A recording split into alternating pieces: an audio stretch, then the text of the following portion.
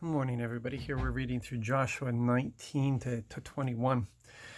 And we see here that God's promises have been fulfilled. Everything he had promised Israel has come about. It's theirs. They have it. And he proved himself faithful yet again. He's faithful. They were not faithful. And we know that in the generations to come, that they would continue to prove their unfaithfulness, and he would continue to prove his faithfulness. He's always faithful. No matter what our actions are, he's always faithful to his promises. And we have to understand that his promises are more sure than the ground that we're standing on right now. We can depend on his promises more than we can depend on any system in the world. And right now we're seeing that the world systems, they fall apart. Right now, the things that people thought that they could depend upon, that they could lean upon, they're breaking, they're falling apart. And this is a perfect opportunity for us to lean more into who he is. This is so vital for us. We have to lean more into who he is. We have to remember that there is the instruction of the Lord, and there's the voice of God. And Israel had the promises. They had the instructions, the promises. But he was also speaking to them along the way. He was giving them exact things that they needed to do in that moment. The word is a living word. And when we study it as if it's a dusty document, we fail to hear the voice of God. It is there. It gives us knowledge. It can give us a measure of wisdom, but it's not really activated until the voice of God.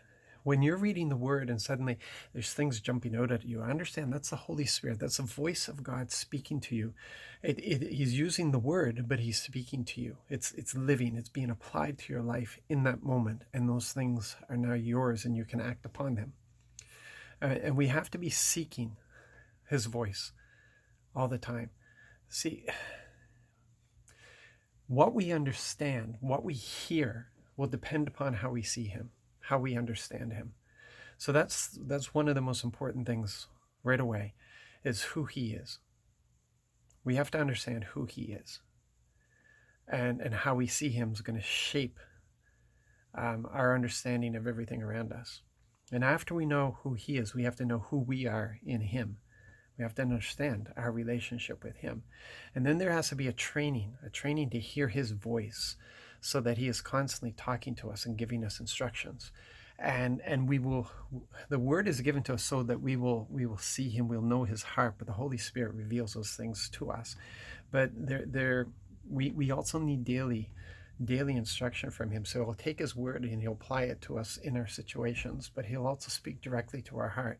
And he will use the things around us to speak to us as well. He'll speak to us through the people around us, and through the circumstances around us, and even through nature. And we have to be open to this. We have to be hearing his voice. His voice brings the word alive to us. That's what's so important.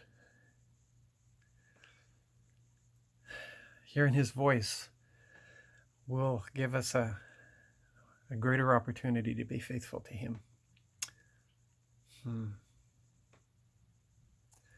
It will give us a greater opportunity to be faithful to him. Because when it ceases to be some sort of archaic law, and it's about relationship, and it's about his voice, as Jesus said, because we love him, if we love him, we'll do what he said. It's the relationship. It's always the relationship. It comes down to the relationship. And there's a vibrant, living relationship, not a dusty, archaic thing. We walk with the Lord every day. We receive his instruction every day. We hear his voice every day, if we're willing to listen. This is an opportunity in the world right now for us to take pause and listen to what he is saying. And I pray that you'll do that. You guys be blessed, be encouraged. Love you all. Talk to you later.